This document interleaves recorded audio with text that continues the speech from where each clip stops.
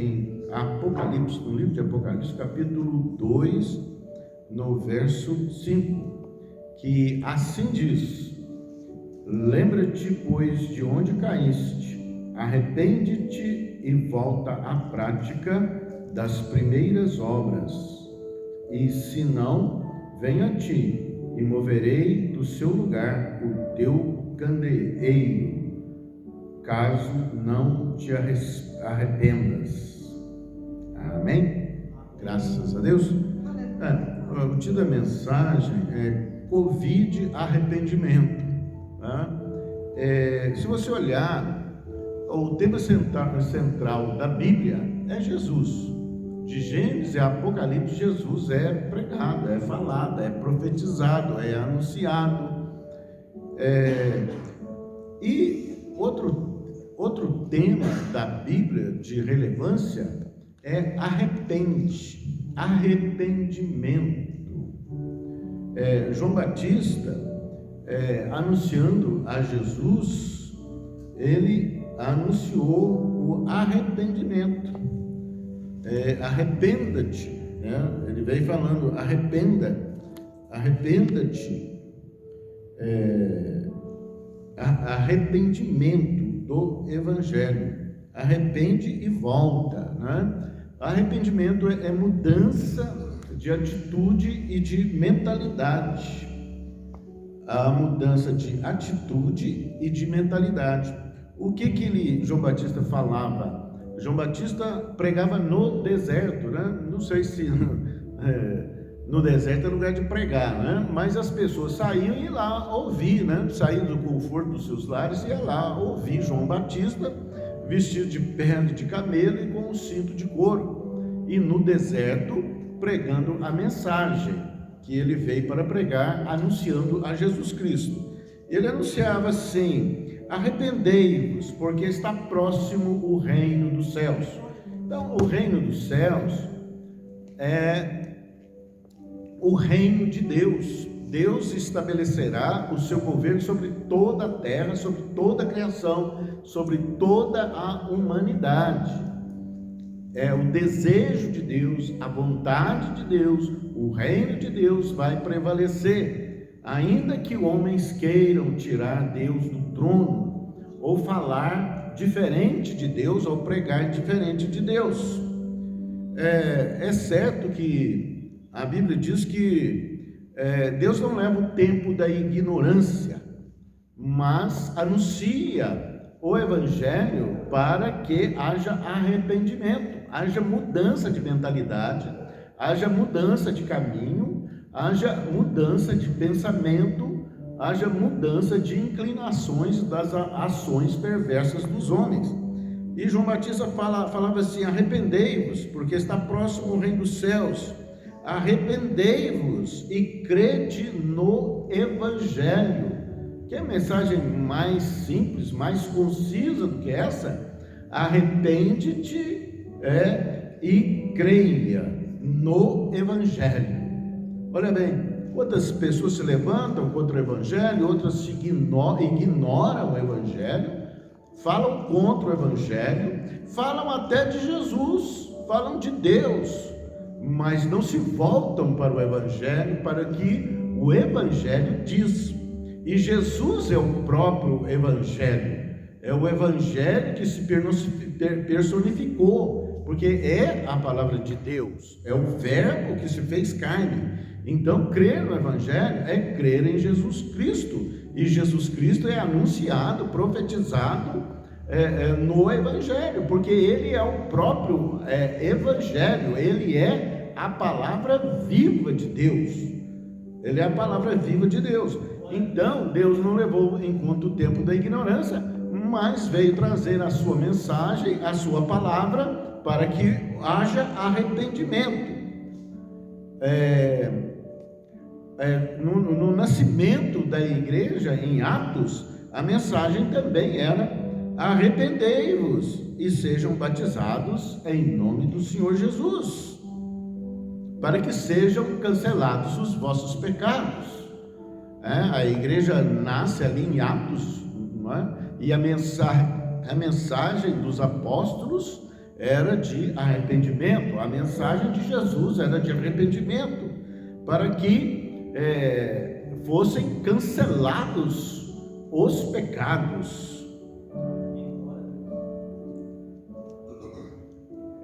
Anunciei Paulo falando com o rei Agripa, fazendo a sua defesa, ele fala que anunciou o evangelho em Damasco, por todos os lugares que ele foi, em Jerusalém, anunciou os gentios. Para quê? Para que houvesse arrependimento. Então, arrepende-te e volta. A mensagem de hoje, que Deus toca ao nosso coração. E volta-te à prática das primeiras obras. Quer dizer, precisamos voltar para o evangelho. Precisamos não criticar os nossos antepassados, que temiam o Senhor, falavam, quando se falava de Deus, os mais velhos tiravam o chapéu, faziam reverência, Jesus diz que eu não vim chamar justos, e sim pecadores ao arrependimento. E nós vemos através das Escrituras que o arrependimento, a mudança de atitude, de pensamento, de inclinações, a circuncisão do coração, porque a palavra de Deus diz que Deus, ele tira o coração de pedra e dá um coração de carne, um coração sensível, um coração que teme e treme diante da palavra de Deus, que tem sensibilidade às coisas de Deus, à mensagem de Deus, ao próprio Deus, né? A Bíblia diz que para temer ao Senhor, porque Ele tem nas suas mãos o poder da vida e o poder da morte. Ele dá vida e tira vida. Ele é o Senhor. E o reino dele jamais terá fim. Daniel, no livro de Daniel, Daniel profetizando, ele anuncia que o reino de Deus é sempre eterno, né? É eterno e jamais terá fim. Então, nós vemos que o poder do arrependimento, nós vemos em Nínive, quando Deus fala com Jonas, para Jonas ir ali e anunciar que Deus ia subverter a cidade, porque a malícia daquela cidade tinha chegado até o céu. E Jonas, durante 40 dias, pregou a mensagem, embora resistindo no primeiro momento de ir lá, mas ele foi por 40 dias, anunciou o juízo de Deus sobre aquela cidade. E o rei deu ouvidos, o rei rasgou as suas vestes, vestiu um pano de saco e cinza, e se arrependeu e decretou um jejum nacional, que nem os animais seriam soltos da sua manjedoura para comer 3 dias, e todo o povo não vão comer nem beber. E ele diz: talvez Deus se arrependa do mal que se decretou contra nós. E eles se quebrantam, e eles se arrependem. Eles foram tocados pelo aviso de Deus através do profeta Jonas. E a Bíblia diz que Deus não subverteu a cidade, e até o profeta ficou de lado com Deus e se justificou o porquê ele não queria ir lá. Foi por isso que eu não queria vir, porque eu sei que o Senhor é um Deus misericordioso. A pregação de Jonas foi que Deus ia subverter a cidade. A pregação do profeta, parece que o profeta ficou mentiroso, e Jonas estava olhando para a sua reputação. Como que fica o profeta? Ele fala o que Deus fala, o que Deus mandou falar, e agora Deus não executa nada, e ele se justifica. Eu sei que o Senhor é um Deus misericordioso. Então, essa é uma característica de Deus, ser um Deus misericordioso. Mas para que alcancemos misericórdia de Deus, é preciso nós tomarmos um rumo novo nas nossas vidas, uma atitude nova, um arrependimento, para reconhecer que as nossas obras são más, que os nossos procedimentos são maus. Então Deus não subverte Nínive. Nós vemos também, no caso de Nabucodonosor, quando o coração dele se fez altivo, soberbo, e ele se vangloriou de ter ele feito ali aquelas obras monumentais na Babilônia, dizendo: não é esta a grande Babilônia que eu edifiquei para a minha glória? E veio um vigilante, a Bíblia diz que veio um vigilante do céu, um anjo por certo, e disse ali para ele: já passou de ti o reino, você vai comer capim como os bois, vai faltar o entendimento, até que você reconheça que o Altíssimo tem domínio sobre os homens e dá a quem quer. E assim aconteceu. Quem sabe a nossa geração não se está fazendo, procedendo igual Nabucodonosor? Se fez altivo, tem muita ciência, muita sabedoria, muitas obras, muitas artes, muitas filosofias, muitos conhecimentos, mas se esqueceram que há um Deus do céu, que tudo vê, que tudo pode, que tudo sabe, e que tudo é dele. Então os homens se tornaram altivos, e parece que o que aconteceu com Nabucodonosor está acontecendo nos dias atuais. Onde está a ciência? Onde estão os sábios desse século? Onde estão os grandes? Onde estão aqueles que se levantaram contra o Senhor? Foi tão grande a investida contra tudo que se chama Deus, porque até a Bíblia quiseram tirar da Biblioteca Nacional.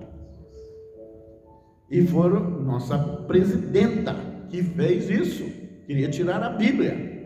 Ora, ninguém tira Deus do trono. E tudo que foi feito, não estou falando de política, estou te falando de coisas espirituais, de princípios espirituais. Eu estou te falando de um Deus que é soberano, em cuja mão a tua vida está. A nossa vida está, e não estão temendo se levantar contra Deus. E ainda vem decretos para fechar igrejas. Olha, não temem a Deus, porque aonde o homem busca o consolo, busca o seu refrigério, estão nas igrejas. Não fala aqui separação de cultos, cada um tem o seu culto, mas aqui nós cultuamos o Deus da Bíblia, e nós sabemos que Ele é o Senhor, e fora dele não há outro Deus. Ele tem domínio sobre tudo e sobre todos, o seu reino é eterno e jamais terá fim. Ingênuo aquele que se levanta contra ele. Nabucodonosor precisou comer capim 7 anos para reconhecer a soberania de Deus. Olha, vamos persistir no erro se já estamos avisados pelas Escrituras? Inculcando-se por sábios, tornaram-se loucos. Dizendo-se sábios, tornaram-se loucos. Está tudo escrito, estão anunciados. E o homem persiste no mesmo erro, no mesmo engano, torna-se soberbo, se levanta contra tudo que se chama Deus, como se Deus fosse qualquer um. Também vemos no caso de Beltesazar, o neto de Nabucodonosor. Ele foi no templo, Nabucodonosor foi no templo e tirou os vasos de ouro que ornavam ali o templo e estavam a serviço dos cultos a Deus, e ele convida os seus maiorais, as suas concubinas, e a Bíblia diz que ele dá louvores aos deuses de ouro, de prata, de bronze, de ferro e de madeira, mas ao Deus do céu eles não louvaram, eles não adoraram. E ali vem uma mão e escreve na caiadura da parede a sentença: contado foi o seu reino e dividido. E não teve quem interpretasse a mensagem escrita.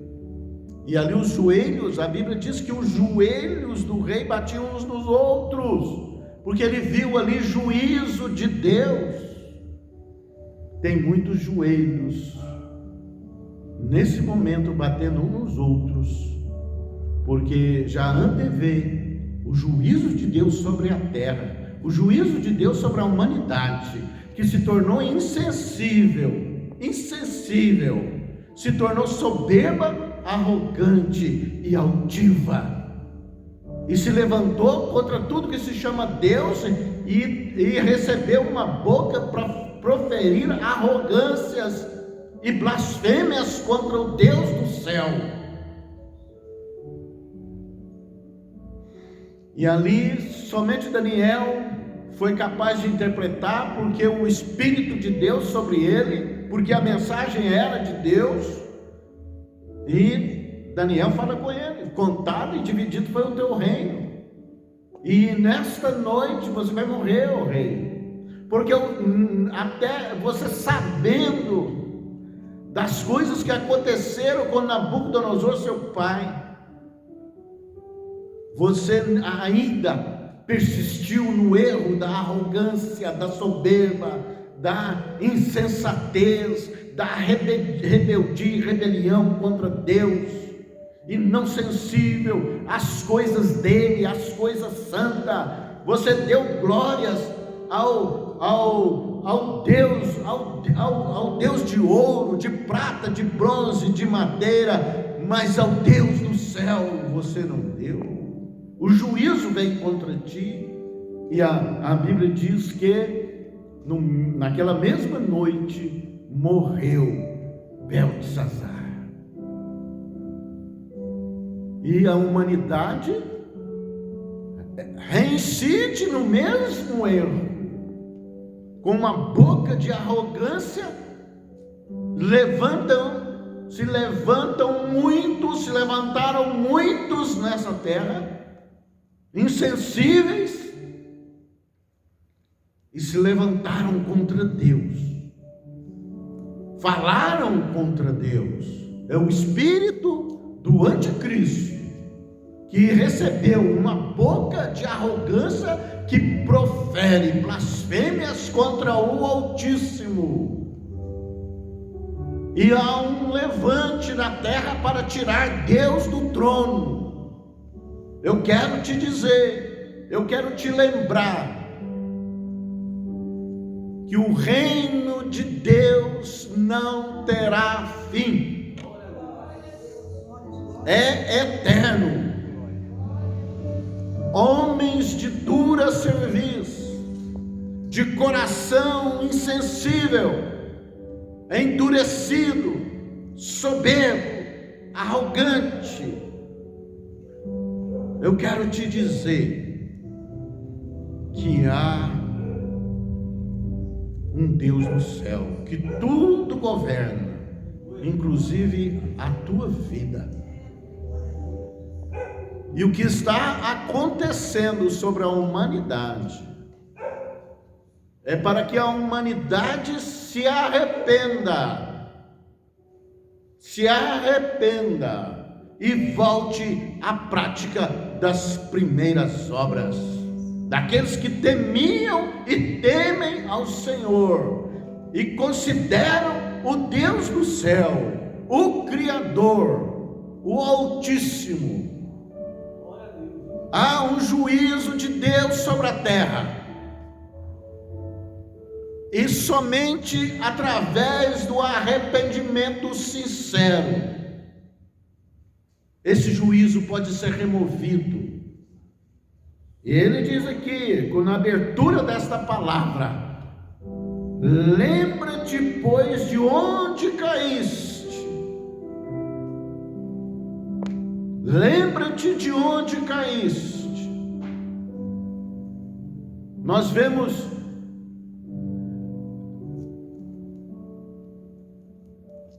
aí empresas poderosas que praticam coisas inconvenientes aos olhos de Deus, e cujo Deus não é o Criador,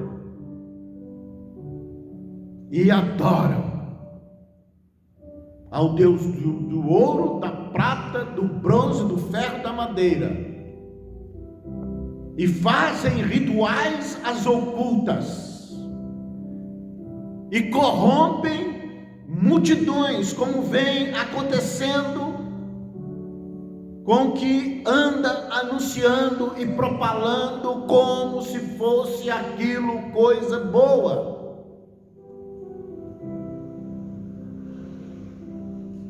Há um juízo de Deus. E ele diz: arrepende-te e volta à prática das primeiras obras, e se não, venho a ti, e moverei do seu lugar o teu candeeiro, caso não te arrependas. O tempo é de arrependimento. Só a igreja do Senhor pode fazer isso, porque ela é sensível às coisas santas, porque ela aprendeu pelas Escrituras e pelo Espírito Santo a separar o justo do injusto, o santo do profano. Só a igreja pode fazer isso. E que o Senhor venha tocar nos corações da humanidade que nos ouve, porque esta palavra vai ficar nas redes sociais e muitos a ouvirão, e muitos se arrependerão e voltarão, como fez o povo de Nínive, cobrindo-se de pano, de saco e cinza, e jejuando ao Senhor para arrependimento. Fomos longe demais, provocamos a ira dos céus, a ira de Deus, e estamos colhendo o fruto da semente maligna que temos plantado. Arrepende-te, senão eu venho contra ti e moverei do teu lugar o teu candeeiro, a tua luz. Que o Senhor tenha misericórdia, que haja quebrantamento de corações, que haja circuncisão nos corações, e a humanidade tenha os olhos abertos para que possa ver o caminho insensato que tem trilhado, o caminho de altivez e soberba contra o Altíssimo. Fica sabendo, ninguém tirará o governo dos ombros do Senhor. O governo dele é eterno. Ele dá tempo ao arrependimento, mas não o insulte.